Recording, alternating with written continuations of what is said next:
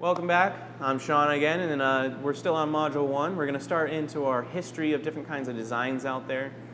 Our first one we're going to go into is the longbow. It's the most widely used bow throughout history, and it wasn't the first bow, but the longbow was made famous by the English. The English weren't the first to use it, and they weren't the first to bring it to the UK.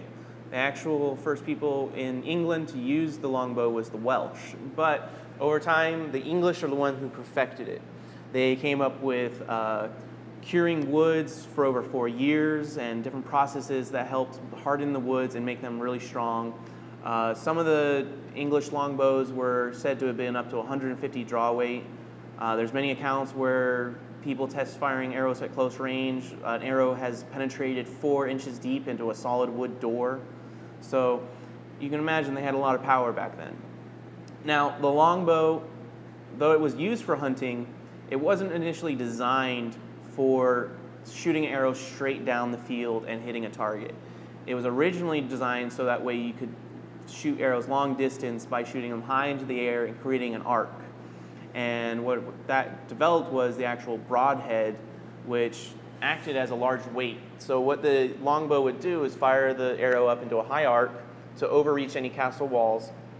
And after it had gone over the castle wall, the heavy weight of the arrowhead would then make sure it came down at a point, and the momentum of the arrowhead and gravity would then allow it to penetrate through steel armor and all that. And essentially, the longbow evened the playing field for battles by taking knights that were in armor that were considered juggernauts and unpenetrable were now able to be taken down from over 200 yards away by a bow. The English actually were so big on adopting bows as a warfare and hunting weapon that there was actually laws passed that required boys from the age of 15 to 35, I believe was, that they were mandated to learn how to use a bow and arrow. To the fact that even one of the kings, I think at one time, passed a law that if you murdered someone while practicing archery, you were excused from it because the need for archery was so great for England. So that really shows how much power archery has had through the history of the time, and that really all started with the longbow and the English during the 100-Year War. And they really perfected the longbow and made it into an army that was very feared out of its power of having little people. They would go into battle with maybe 500 archers against 2,000 men, and they would still walk away at the end of the day winning because the archer had taken down hundreds of those men before they even got within feet of the army. So you can see from the history of the longbow and its power that it has throughout that history.